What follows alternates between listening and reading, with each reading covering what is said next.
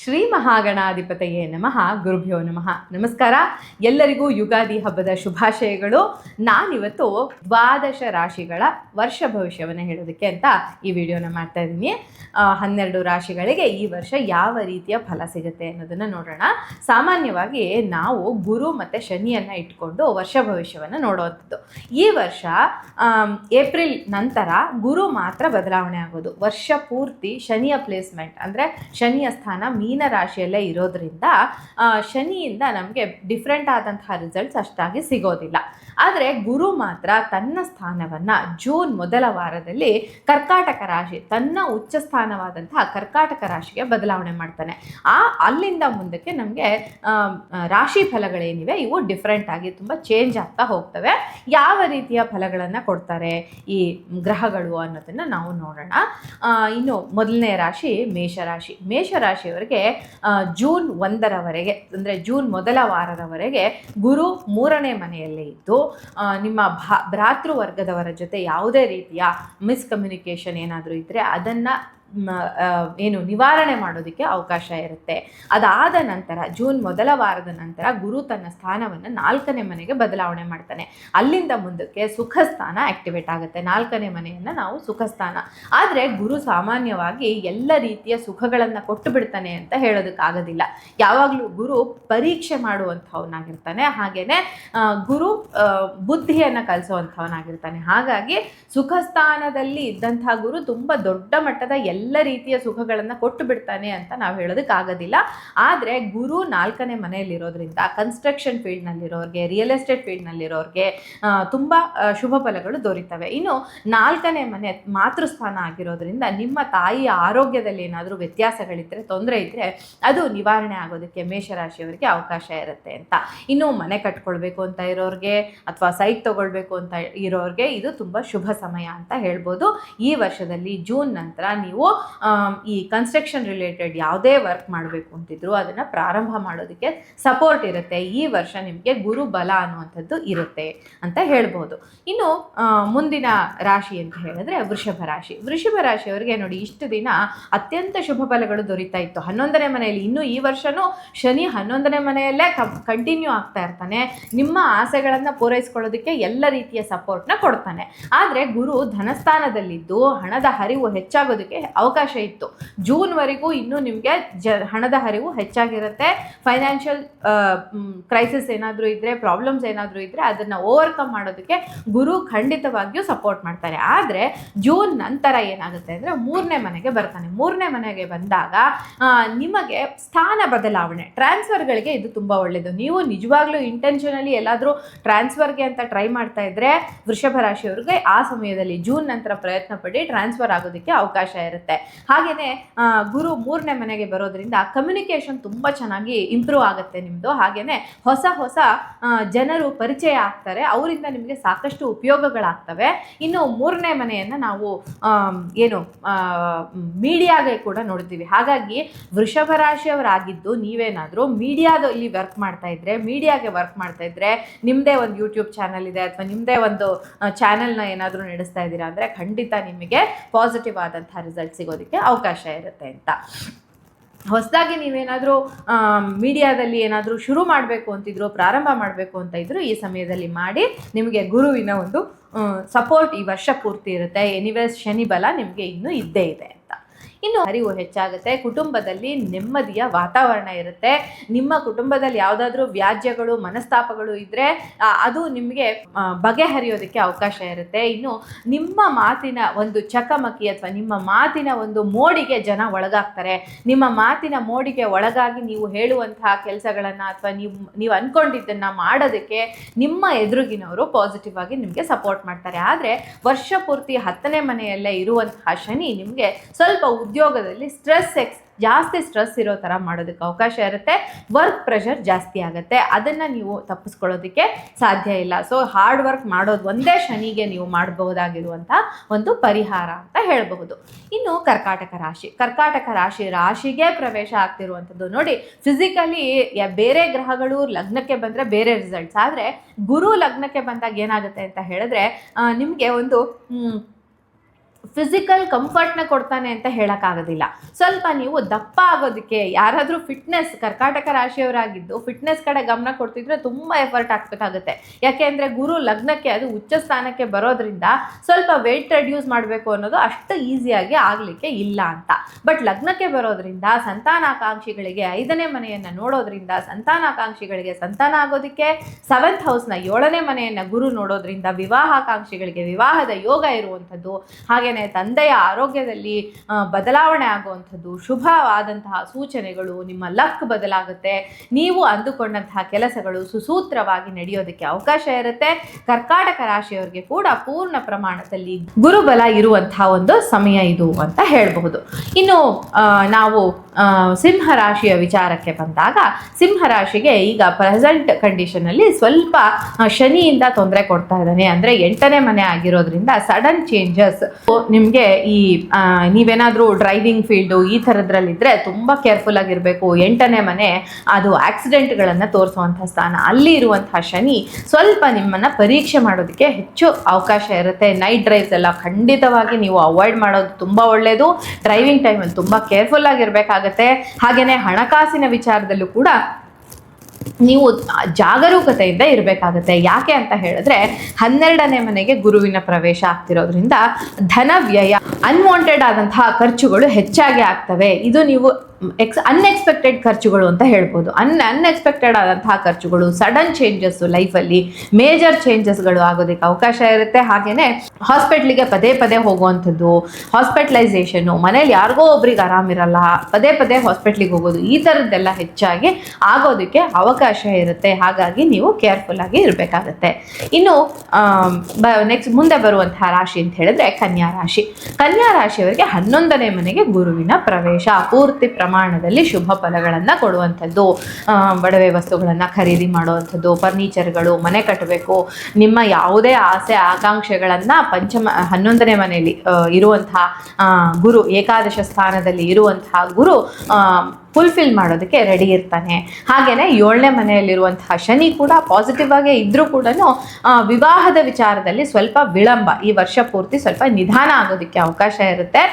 ಹಾಗೆಯೇ ಈ ಟೈಮಲ್ಲಿ ನೀವು ಸ್ವಲ್ಪ ಏಜ್ ಗ್ಯಾಪ್ ಇರೋರನ್ನ ಅಕ್ಸೆಪ್ಟ್ ಮಾಡ್ಕೊಂಡು ಬಿಡೋ ಚಾನ್ಸಸ್ ಇರುತ್ತೆ. ಅಂದರೆ ವಿವಾಹ ಆಗ್ತಾ ಇದ್ದೀರಾ, ನಿಮಗಿಂತ ಸ್ವಲ್ಪ ಏಜ್ ಗ್ಯಾಪ್ ಜಾಸ್ತಿನೇ ಇದೆ, ಆದರೂ ಅಕ್ಸೆಪ್ಟ್ ಮಾಡಿಬಿಡ್ತೀವಿ ಅನ್ನುವಂಥ ಸಿಚುವೇಶನ್ಗೆ ಬರೋದಕ್ಕೆ ಅವಕಾಶ ಇರುತ್ತೆ. ಅದರ ಬಗ್ಗೆ ನಿಮ್ಮ ಗಮನ ಇರೋದು ತುಂಬ ಒಳ್ಳೆಯದು. ಹಾಗೆಯೇ ಸ್ವಲ್ಪ ವಿವಾಹದಲ್ಲಿ ವಿಳಂಬ ಆಗೋದಕ್ಕೆ ಕೂಡ ಅವಕಾಶ ಇರುತ್ತೆ.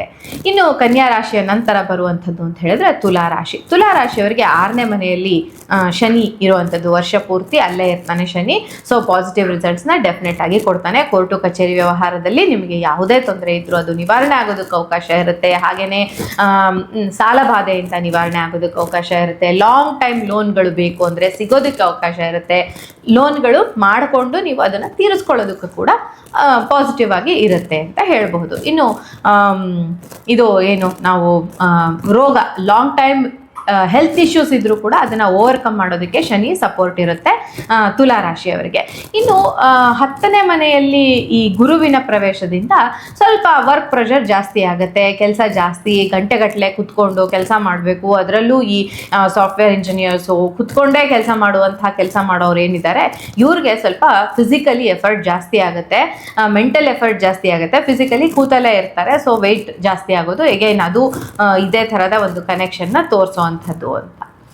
ಇನ್ನು ತುಲಾ ರಾಶಿಯ ನಂತರ ಬರುವಂತಹ ರಾಶಿ ಅಂತ ಹೇಳಿದ್ರೆ ವೃಶ್ಚಿಕ ರಾಶಿ. ವೃಶ್ಚಿಕ ರಾಶಿಯವರಿಗೆ ಬಂದು ಒಂದು ಪಂಚಮ ಸ್ಥಾನದಲ್ಲಿ ಶನಿ. ಸೊ ಈ ವರ್ಷ ಪೂರ್ತಿ ಮಕ್ಕಳು ಸ್ವಲ್ಪ ಮಾತು ಕೇಳಲ್ಲ, ಮಕ್ಕಳ ವಿಚಾರದಲ್ಲಿ ಸ್ವಲ್ಪ ಕಿರಿಕಿರಿಗಳಾಗೋದಕ್ಕೆ ಅವಕಾಶ ಇರುತ್ತೆ. ಸಂತಾನಕ್ಕೆ ಅಂತ ಪ್ರಯತ್ನ ಪಡ್ತಾ ಇದ್ರೆ ಡಿಲೇ ಆಗಬಹುದು. ಸಂತಾನಕ್ಕೆ ಪ್ರಯತ್ನ ಪಡ್ತಾ ಇದ್ರೆ ಸ್ವಲ್ಪ ಡಿಲೇ ಆಗೋದಕ್ಕೆ ಅವಕಾಶ ಇರುತ್ತೆ. ಬಟ್ 9ನೇ ಮನೆಯಲ್ಲಿರುವಂತಹ ಗುರು ಪಾಸಿಟಿವ್ ಚೇಂಜಸ್ನ ಖಂಡಿತ ಕೊಡ್ತಾನೆ. ಸಾಧಾರಣ ಫಲಗಳು ಲಭಿಸ್ತವೆ. ಸೊ ಲಕ್ ಚೇಂಜ್ ಆಗುತ್ತೆ. ಒಂದಷ್ಟು ತಂದೆಯ ಆರೋಗ್ಯದಲ್ಲಿ ಸುಧಾರಣೆ ಆಗುತ್ತೆ. ತಂದೆಯ ಆಸ್ತಿ ಪಾಸ್ತಿಗಳು ಬರೋದಕ್ಕೆ ಅವಕಾಶ ಇರುತ್ತೆ. ತಂದೆಯಿಂದ ಬರುವಂತಹ ಹಣ ಏನಾದ್ರು ಇದ್ರೆ ಅದು ಬರೋದಕ್ಕೆ ಅವಕಾಶ ಇರುತ್ತೆ. ಸೊ ಪಾಸಿಟಿವ್ ಆದಂತಹ ಸಮಯ ಇದು ಅಂತಲೇ ಹೇಳ್ಬೋದು ವೃಶ್ಚಿಕ ರಾಶಿಯವರಿಗೆ. ಆದರೆ ಮಕ್ಕಳ ವಿಚಾರದಲ್ಲಿ ಸ್ವಲ್ಪ ಜಾಗರೂಕತೆಯನ್ನು ವಹಿಸೋದು ತುಂಬ ಮುಖ್ಯ ಆಗುತ್ತೆ ಅಂತ ಹೇಳ್ಬೋದು. ಮತ್ತು ನಿಮಗೆ ಒಂದಷ್ಟು ಈ ಧರ್ಮಾಸಕ್ತಿ ಕಡಿಮೆ ಆಗೋದಕ್ಕೆ ಅವಕಾಶ ಇರುತ್ತೆ ಕೆಲವು ಬಾರಿ. ಯಾಕೆಂದರೆ ಪಂಚಮದಲ್ಲಿ ಇರೋದ್ರಿಂದ ನವಮದಲ್ಲಿರುವಂತಹ ಗುರು ನಿಮ್ಮನ್ನು ಎಚ್ಚರಿಸ್ತಾ ಇರ್ತಾನೆ, ನೀನು ಧರ್ಮ ಬಿಟ್ಟು ನಡೀತಾ ಇದೆಯಾ, ಸರಿ ಮಾಡ್ಕೋ, ಅದರಿಂದ ನಿನ್ನ ಲೈಫ್ ಪಾಸಿಟಿವ್ ಆಗಿ ಹೋಗುತ್ತೆ ಅಂತ ಹೇಳ್ಬಿಟ್ಟು ವೃಶ್ಚಿಕ ರಾಶಿ ಅಥವಾ ವೃಶ್ಚಿಕ ಲಗ್ನದವ್ರನ್ನ ನಾನು ಲಗ್ನ ಮತ್ತು ರಾಶಿ ಎರಡರಿಂದನೂ ನೋಡ್ಕೊಳ್ಳಿ ಅಂತ ಹೇಳ್ತೀನಿ. ಲಗ್ನದಿಂದ ನೋಡುವಾಗ ಹೆಚ್ಚು ರಿಸಲ್ಟ್ಸ್ನ ನಾವು ಪಡ್ಕೊಳ್ಳೋದಕ್ಕೆ ಅವಕಾಶ ಇರುತ್ತೆ. ಬಟ್ ಸಾಮಾನ್ಯವಾಗಿ ಜನರಿಗೆ ಲಗ್ನಕ್ಕಿಂತ ಹೆಚ್ಚಾಗಿ ರಾಶಿಯ ಬಗ್ಗೆ ಒಲವು ಇರೋದ್ರಿಂದ ಆ ರಾಶಿಯನ್ನು ನಾವಿಲ್ಲಿ ಕನ್ಸಿಡರ್ ಮಾಡಬಹುದು ಅಂತ. ಏನೇ ಅಂದರೂ ಇದು ಜನರಲ್ ಆದಂತಹ ಪ್ರೆಡಿಕ್ಷನ್ಸು, ನಿಮ್ಮ ಇಂಡಿವಿಜುವಲ್ ಜಾತಕ ನೋಡಿನೇ ನಾವು ಹೇಳಬೇಕಾಗತ್ತೆ ಈ ಥರ ಇದೆ ಈ ವರ್ಷ ಅಂತ ಹೇಳಿ ಹೇಳೋದಕ್ಕೆ. ಇದು ಜನರಲ್ ಪ್ರೆಡಿಕ್ಷನ್ಸ್, ಒಂದು 20-30% ನಿಮಗೆ ಇದು ಮ್ಯಾಚ್ ಆಗೋದಕ್ಕೆ ಅವಕಾಶ ಇರುತ್ತೆ ಅಂತ ಹೇಳ್ಬೋದು. ಇನ್ನು ಧನುರಾಶಿಯವರಿಗೆ ಬಂದು ಚತುರ್ಥ ಅರ್ಧಾಷ್ಟಮ ಅಂತ ಹೇಳ್ತೀವಿ. ಅಷ್ಟಮ ಅರ್ಧಾಷ್ಟಮ. ನಾನು ಸಿಂಹರಾಶಿಯವರ ಬಗ್ಗೆ ಹೇಳುವಾಗ ಅಷ್ಟಮ ಸ್ಥಾನದಲ್ಲಿ ಶನಿಯ ಸಂಚಾರ ಅಂತ ಹೇಳಿದೆ, ಇಲ್ಲಿ ಅರ್ಧಾಷ್ಟಮ. ಸೊ ಸ್ವಲ್ಪ ಇಲ್ಲೂ ಕೂಡ ಹೆಲ್ತ್ ಇಶ್ಯೂಸ್ನ ತೋರಿಸೋದಕ್ಕೆ ಅವಕಾಶ ಇರುತ್ತೆ. ಶನಿ ಗುರು ಇವೆರಡೂ ಗ್ರಹಗಳು ಸುಖವನ್ನು ಕೊಡೋಕೆ ಅಷ್ಟೇನು ಪಾಸಿಟಿವ್ ಆದಂತಹ ಗ್ರಹಗಳಲ್ಲ. ಸೊ ಪಾಸಿಟಿವ್ ಆದಂತಹ ಒಂದು ರಿಸಲ್ಟ್ ಸಿಗೋದಕ್ಕೆ ಅಂದರೆ ಸುಖವನ್ನು ಕೊಡುವಂಥ ಗ್ರಹಗಳಲ್ಲದೆ ಇರೋದ್ರಿಂದ ತುಂಬ ನೆಮ್ಮದಿಯಾಗಿದ್ದೀನಪ್ಪ, ಸುಖವಾಗಿದ್ದೀನಪ್ಪ ಅಂತ ಇಲ್ಲದೆ ಹೋದರೂ ಕೂಡ ಕೆಲಸ ಕಾರ್ಯಗಳು ಸುಸೂತ್ರವಾಗಿ ನಡೀತವೆ. ಯಾಕೆ ಅಂದರೆ ಈ ಗುರುವಿನ ಒಂದು ಬಲ ಇರೋದ್ರಿಂದ ಅಂತ. 9 ಮತ್ತು 10ನೇ ಮನೆಗಳಿಗೆ, ಇವಾಗ ವೃಶ್ಚಿಕ ಅಂದರೆ 10ನೇ ಮನೆಗೆ ಪ್ರವೇಶ ಆಗ್ತಾ ಇರೋವಂಥದ್ದು. ಸೊ ಹಾಗಾಗಿ ಗುರು ಬಲ ಇರುತ್ತೆ. ಉದ್ಯೋಗಾಕಾಂಕ್ಷಿಗಳಿಗೆ ಉದ್ಯೋಗ ಲಭಿಸೋದಕ್ಕೆ ನಿಮಗೆ ಅರ್ಹತೆ ಇದ್ದಲ್ಲಿ ಉದ್ಯೋಗ ದೊರೆಯೋದಕ್ಕೆ ಅವಕಾಶ ಇರುತ್ತೆ. ಇನ್ನು ಟೀಚಿಂಗ್ ಫೀಲ್ಡ್ನಲ್ಲಿ ನೀವೇನಾದರೂ ಇದ್ದರೆ ನಿಮಗೆ ತುಂಬ ಒಳ್ಳೆ ಹೆಸರು ಖ್ಯಾತಿ ಬರೋದಕ್ಕೆ ಅವಕಾಶ ಇರುತ್ತೆ ಅಂತ. ಸೊ ಧನುರಾಶಿಯವರಿಗೆ ಚತುರ್ಥದಲ್ಲಿ ಒಂದು ಏನು ನಮಗೆ ಶನಿಯ ಸಂಚಾರ ವರ್ಷ ಪೂರ್ತಿ ಆಗ್ತಾ ಇರುವಂಥದ್ದು. ಈಗ ಪ್ರೆಸೆಂಟಾಗಿ ಧನುರಾಶಿಯವರಿಗೆ 7ನೇ ಮನೆಯಲ್ಲಿರುವಂತಹ ಗುರು ಮುಂದೆ 8ನೇ ಮನೆಗೆ ಪ್ರವೇಶ ಆಗ್ತಾನೆ. ಸೊ 7ನೇ ಮನೆಯಲ್ಲಿದ್ದಾಗ ಜೂನ್ವರೆಗೆ ವಿವಾಹಾಕಾಂಕ್ಷಿಗಳಿಗೆ ವಿವಾಹದ ಯೋಗ ಇದೆ. ಹೆಚ್ಚು ಪ್ರಯತ್ನ ಪಟ್ಟು ಸರಿಯಾದ ಸಂಗಾತಿಯನ್ನು ಆಯ್ಕೆ ಮಾಡ್ಕೊಳ್ಳೋದಕ್ಕೆ ಅವಕಾಶ ಇರುತ್ತೆ ಧನುರಾಶಿಯವರಿಗೆ. ಆದರೆ 8ನೇ ಮನೆಗೆ ಪ್ರವೇಶ ಆದ ನಂತರ ಸ್ವಲ್ಪ ಅಬ್ಸ್ಟಕಲ್ಸ್ ಲೈಫಲ್ಲಿ ಬರೋದಕ್ಕೆ ಅವಕಾಶ ಇರುತ್ತೆ. ತುಂಬ ಒಂದು ಅಡೆತಡೆಗಳು ಲೈಫಲ್ಲಿ, ಸಡನ್ ಚೇಂಜಸ್ಗಳಾಗುವಂಥದ್ದು, ಇದೆಲ್ಲ ಧನುರಾಶಿಯವರಿಗೆ ಸ್ವಲ್ಪ ನೆಗೆಟಿವ್ ಎಫೆಕ್ಟ್ಸ್ನ ಗುರು ಕೊಡೋದಕ್ಕೆ ಅವಕಾಶ ಇರುತ್ತೆ. ಹಾಗಾಗಿ ಗುರುವಿನ ಆರಾಧನೆಯನ್ನು ನೀವು ಮಾಡ್ಕೊಳ್ಬೇಕಾಗತ್ತೆ ಅಂತ. ಇನ್ನು ಶನಿ ಅಷ್ಟಮ ಅಲ್ಲ ಅರ್ಧಾಷ್ಟಮದಲ್ಲಿ ಇರೋದ್ರಿಂದ ಹೆಚ್ಚು ಸುಖವನ್ನು ಅನುಭವಿಸೋದು, ನೆಮ್ಮದಿಯನ್ನು ಅನುಭವಿಸೋದಕ್ಕೆ ಅವಕಾಶ ಇರೋದಿಲ್ಲ. ಜೂನ್ವರೆಗೆ ಮಾತ್ರ ಗುರುಬಲ ಇದ್ದು ಅದಾದ ನಂತರ ಗುರುಬಲ ಹೋಗೋದ್ರಿಂದ ಗುರುವಿನ ಸಪೋರ್ಟ್ ಕೂಡ ಧನುರಾಶಿಯವರಿಗೆ ಹೆಚ್ಚಾಗಿ ಇಲ್ಲದೆ ಇರೋದ್ರಿಂದ ಗುರು ಶನಿ ಎರಡೂ ಗ್ರಹಗಳಿಗೆ ಸಂಬಂಧಿಸಿದಂತಹ ಒಂದು ಏನು ಪರಿಹಾರಗಳನ್ನು ಮಾಡ್ಕೊಳ್ಳೋದು ನಿಮಗೆ ಅನಿವಾರ್ಯ ಆಗಿರುತ್ತೆ ವರ್ಷ ಪೂರ್ತಿ. ಇನ್ನು ಮುಂದೆ ಬರುವಂತಹ ರಾಶಿ ಅಂತ ಹೇಳಿದ್ರೆ ಮಕರ ರಾಶಿಯವರಿಗೆ 3ನೇ ಮನೆಯಲ್ಲಿ ಶನಿ. ಇದು ಪಾಸಿಟಿವ್ ರಿಸಲ್ಟ್ ಕೊಡುವಂಥದ್ದು. ಇಲ್ಲಿ ನಿಮಗೆ ಭ್ರಾತೃವರ್ಗದವರ ಜೊತೆ, ಅಣ್ಣ ತಮ್ಮಂದ್ರ ಜೊತೆ ಒಂದು ಮಿಸ್ಕಮ್ಯುನಿಕೇಷನ್ ಏನಾದರೂ ಇದ್ದರೆ, ಪ್ರಾಬ್ಲಮ್ಗಳೇನಾದರೂ ಇದ್ದರೆ ಅದನ್ನು ಸಾಲ್ವ್ ಮಾಡ್ಕೊಳ್ಳೋದಕ್ಕೆ ಅವಕಾಶ ಇರುತ್ತೆ.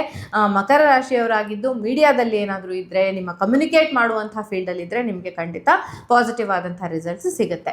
ಜೂನ್ವರೆಗೂ 6ನೇ ಮನೆಯಲ್ಲಿರುವಂತಹ ಗುರು ರೋಗ ನಿವಾರಣೆಗೆ ಅವಕಾಶ ಕೊಟ್ಟರೂ ಕೂಡ ಒಂದು ಫೈನಲ್ ಆಗಿ ನಿಮ್ಮ ಒಂದು ಲಾಂಗ್ ಟೈಮ್ ಡಿಸೀಸಸ್ನ ಬಗೆಹರಿಸೋದಕ್ಕೆ ಅವಕಾಶ ಇರುತ್ತೆ ಮಕರ ರಾಶಿಯವರಿಗೆ.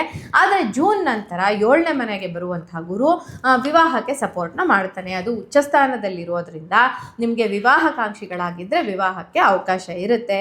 ಸರಿಯಾದ ಸಂಗಾತಿಯನ್ನು ಆಯ್ಕೆ ಮಾಡ್ಕೊಳ್ಳೋದಕ್ಕೆ ಕೂಡ ಇದು ಅತ್ಯಂತ ಶುಭ ಸಮಯ ಅಂತ ಹೇಳ್ಬೋದು ಮಕರ ರಾಶಿಯವರಿಗೆ ಅಂತ. ಇನ್ನು ಮುಂದೆ ಬರುವಂಥದ್ದು ಕುಂಭರಾಶಿಯವರಿಗೆ 2ನೇ ಮನೆಯಲ್ಲಿ ಶನಿಯ ಸಂಚಾರ. ಇನ್ನು ಸದ್ಯದ ಪರಿಸ್ಥಿತಿಯಲ್ಲಿ ಕುಂಭರಾಶಿಯವರಿಗೆ 5ನೇ ಮನೆಯಲ್ಲಿ ಗುರು ಇದ್ದು ಜೂನ್ ನಂತರ 6ಕ್ಕೆ ಪ್ರವೇಶ ಆಗ್ತಾನೆ. ಸೊ ನಿಮಗೆ ಲಾಂಗ್ ಟೈಮ್ ಲೋನ್ಗಳೇನಾದರೂ ಮಾಡಬೇಕು ಅಂತ ಇದ್ದರೆ ಕುಂಭರಾಶಿಯವರು ಜೂನ್ ನಂತರ ಮಾಡ್ಕೊಳ್ಳಿ. ಅಲ್ಲಿವರೆಗೂ ಸ್ವಲ್ಪ ಕೇರ್ಫುಲ್ಲಾಗಿ ಇರಬೇಕಾಗುತ್ತೆ. ಸೊ ಅಲ್ಲಿವರೆಗೂ 5ನೇ ಮನೆಯಲ್ಲಿರೋದ್ರಿಂದ ಸಂತಾನಕ್ಕೆ ಅವಕಾಶ ಇದೆ. ಯಾವುದೇ ಶುಭ ಫಲಗಳನ್ನು ಕೊಡೋದಕ್ಕೆ ಕುಂಭರಾಶಿಯವರಿಗೆ ಗುರುವಿನ ಸಪೋರ್ಟ್ ಅಂತೂ ಖಂಡಿತ ಇದೆ. ಸೊ ಏನಾದರೂ ವಿದ್ಯೆಗಳನ್ನು ಕಲ್ತ್ಕೋಬೇಕು, ಹೊಸದಾಗಿ ಏನಾದರೂ ಕೋರ್ಸಿಗೆ ಜಾಯ್ನ್ ಆಗಬೇಕು ಅಂತಿದ್ರೆ ಜೂನ್ ಒಳಗಡೆ ನೀವು ಕೋರ್ಸಿಗೆ ಜಾಯ್ನ್ ಆಗೋದು ತುಂಬ ಒಳ್ಳೆಯದು. ಅದರಲ್ಲೂ ಏನಾದರೂ ವೇದ ವಿದ್ಯೆಗಳನ್ನು ಅಥವಾ ಇನ್ಯಾವುದಾದ್ರೂ ಕಂಪ್ಯೂಟರ್ ರಿಲೇಟೆಡ್ ಏನಾದರೂ ಕಲಿಬೇಕು ಅಂತ ಇದ್ದರೆ ಕೂಡ ಈ ಜೂನ್ ಒಳಗಡೆ ನೀವು ಜಾಯಿನ್ ಹಾಕ್ಕೊಂಡು ಅದನ್ನು ಅಟ್ಲೀಸ್ಟ್ ಎಷ್ಟಾಗುತ್ತೋ ಅಷ್ಟು ಎಫರ್ಟ್ ಹಾಕಿ ಕಲ್ತ್ಕೊಳ್ಳೋದಕ್ಕೆ ಅವಕಾಶ ಇರುತ್ತೆ. ವಿದ್ಯಾರ್ಥಿಗಳಿಗೆ ಶುಭ ಸಮಯ ಜೂನ್ವರೆಗೆ. ಸೊ ರಿಸಲ್ಟ್ ಎಲ್ಲ ಬಂದು ಹೋಗುತ್ತೆ ಜೂನ್ ಒಳಗಡೆ. ಹಾಗಾಗಿ ಕುಂಭರಾಶಿಯವರಿಗೆ ಒಳ್ಳೆ ರಿಸಲ್ಟ್ ಬರೋದಕ್ಕೆ ನೀವು ಏನಾದರೂ ಎಜುಕೇಷನ್ ಮಾಡ್ತಾ ಇದ್ರೆ, ಓದ್ತಾ ಇದ್ರೆ, ಅದರಲ್ಲೂ IAS IPS ನಂತಹ ಎಕ್ಸಾಮ್ಸ್ ಏನಾದರೂ ಇದ್ದು ಈ ಟೈಮಲ್ಲಿ ನೀವು ತೊಗೊಂಡ್ರೆ ನೀವು ಅದನ್ನು ಕ್ಲಿಯರ್ ಮಾಡೋದಕ್ಕೆ ಕೂಡ ನಿಮ್ಮ ಜನ್ಮ ಜಾತಕದಲ್ಲಿ ಯೋಗ ಇದ್ದರೆ ಅದನ್ನು ಕ್ಲಿಯರ್ ಮಾಡೋದಕ್ಕೆ ಕೂಡ ಅವಕಾಶ ಇರುತ್ತೆ ಅಂತ ಹೇಳ್ಬೋದು ಕುಂಭರಾಶಿಯವರಿಗೆ.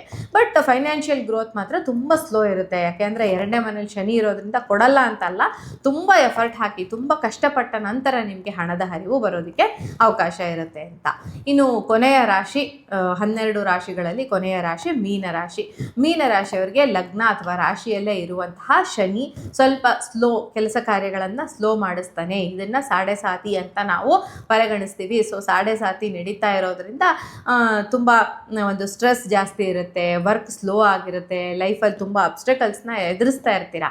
ಆದರೆ ಗುರು ನೋಡಿ ಇಷ್ಟು ದಿನ ಚತುರ್ಥ ಸ್ಥಾನದಲ್ಲಿದ್ದು ಸುಖ ಕೊಡದೆ ಹೋದರೂ ಒಂದು ಲೆವೆಲ್ನ ಕಂಫರ್ಟ್ನ ನಿಮಗೆ ಖಂಡಿತ ಕೊಟ್ಟಿರ್ತಾನೆ. ಒಂದು ಲೆವೆಲ್ನ ಒಂದು ಜೀವನ ನಡೆಸೋದಕ್ಕೆ ತುಂಬ ಕಷ್ಟ ಅನ್ನುವಂಥ ಪರಿಸ್ಥಿತಿ ನಿಮಗಿರೋದಿಲ್ಲ. ಆದರೆ ಜೂನ್ ನಂತರ ಮೀನರಾಶಿಯವರಿಗೆ ಪಂಚಮ ಸ್ಥಾನದಲ್ಲಿ ಹೋಗುವಂತಹ ಗುರು ಎಲ್ಲ ಶುಭ ಫಲಗಳನ್ನು ಕೊಡೋದಕ್ಕೆ ಅವಕಾಶ ಇರುತ್ತೆ. ಅದೇ ಏನು ವಿದ್ಯಾರ್ಥಿಗಳಿಗೆ ತುಂಬ ಪಾಸಿಟಿವ್ ಆದ ಟೈಮ್. ನೆಕ್ಸ್ಟ್ ಇಯರ್ ನೀವೇನಾದರೂ ಮೀನರಾಶಿಯಲ್ಲಿ ಹುಟ್ಟಿ ನೀವು ಎಜುಕೇಷನ್ ಫೀಲ್ಡಲ್ಲಿ ಇದ್ದರೆ, ಅಂದರೆ ನೀವು ಟೀಚರ್ಗಳಾಗಿದ್ದರೂ ಇದು ಸೂಪರಾಗಿ ಇರುವಂಥ ವರ್ಷ. ಹಾಗೆಯೇ ನೀವು ಎಜುಕೇಷನ್ ಮಾಡ್ತಾ ಇದ್ದರೆ ಸ್ಟೂಡೆಂಟ್ಸ್ ಆದರೂ ಕೂಡ ಇದು ಒಳ್ಳೆಯ ವರ್ಷ ಅಂತ ಹೇಳ್ಬೋದು. ಯಾಕೆಂದರೆ ಪಂಚಮ ಸ್ಥಾನದಲ್ಲಿ ಗುರುವಿನ ಒಂದು ಸಂಚಾರ ಆಗ್ತಿದೆ. ನೀವು ಎಷ್ಟು ಸೋಂಬೇರಿಗಳಾಗಿರ್ತೀರಾ ಅಂದರೆ ಯಾವುದಕ್ಕೂ ಪೇಷನ್ಸ್ ಇರೋದಿಲ್ಲ. ಯಾಕೆಂದರೆ ಲಗ್ನದಲ್ಲೇ ಇರುವಂಥ ಥರ ಲೆಥರ್ಜಿ ಕೊಟ್ಬಿಡ್ತಾನೆ ಶನಿ ಅಂತ. ಹಾಗಾಗಿ ಆ ಒಂದು ಲೆಥರ್ಜಿ ಏನಿದೆ, ನಿಮ್ಮ ಸೋಂಬೇರಿತನ ಅಂತ ಹೇಳ್ತೀವಲ್ಲ, ಅದನ್ನು ಬಿಟ್ಟು ಮೈ ಕೊಡವಿ ಎದ್ದು ಕೆಲಸವನ್ನು ಮಾಡಿದ್ರೆ ಖಂಡಿತ ನೀವು ಮಾಡುವಂತಹ ಕೆಲಸಗಳಿಗೆ ಸಪೋರ್ಟ್ ಸಿಗ್ತಾ ಹೋಗುತ್ತೆ ಅಂತ ಹೇಳ್ಬೋದು.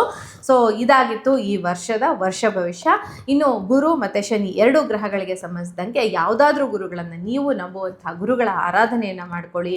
ಹಾಗೆಯೇ ಶನಿದೇವರಿಗೆ ಸಂಬಂಧಿಸಿದಂಗೆ ಆಂಜನೇಯ ಸ್ವಾಮಿ ಆರಾಧನೆ, ಶನಿದೇವರ ದೇವಸ್ಥಾನಕ್ಕೆ ಹೋಗೋದು, ದಶರಥ ಕೃತ ಶನಿ ಸ್ತೋತ್ರ ಅಂತ ಇದೆ, ಅದನ್ನು ನೀವು ಪಠನೆ ಮಾಡಬಹುದು. ಅಥವಾ ಶನಿಗೆ ಸಂಬಂಧಿಸಿದಂಗೆ ನಿಮ್ಮ ಮನೆಯಲ್ಲಿ ಏನಾದರೂ ಸಮಸ್ಯೆ ಆಗ್ತಾ ಇದೆ, ಅಥವಾ ನಾನು ಇವಾಗ ವಿಡಿಯೋದಲ್ಲಿ ಹೇಳಿದ್ದೀನಿ ಹೀಗೆ ಶನಿ ನಿಮಗೆ ಸಪೋರ್ಟ್ ಇಲ್ಲ ಈ ವರ್ಷದಲ್ಲಿ ಅಂತ ಹೇಳಿ, ಅಂಥವರು ಬೇಕಾದರೆ ಶನಿಯ ಒಂದು ಯಂತ್ರವನ್ನು ಇಟ್ಟು ನೀವು ಮನೆಯಲ್ಲಿ ಪೂಜೆಯನ್ನು ಮಾಡಬಹುದು.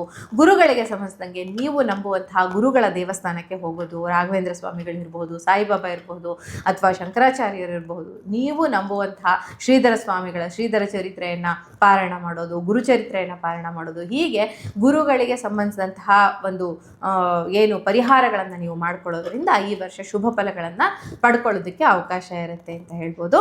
ಸೊ ಇದಾಗಿತ್ತು ಈ ಒಂದು ಪರಾಭವ ನಾಮ ಸಂವತ್ಸರದ ವರ್ಷ ಭವಿಷ್ಯ ಅಂತ ಹೇಳ್ಬೋದು. ಎಲ್ಲರಿಗೂ ಮತ್ತೊಮ್ಮೆ ಪರಾಭವ ನಾಮ ಸಂವತ್ಸರದ ಹಾರ್ದಿಕ ಶುಭಾಶಯಗಳು.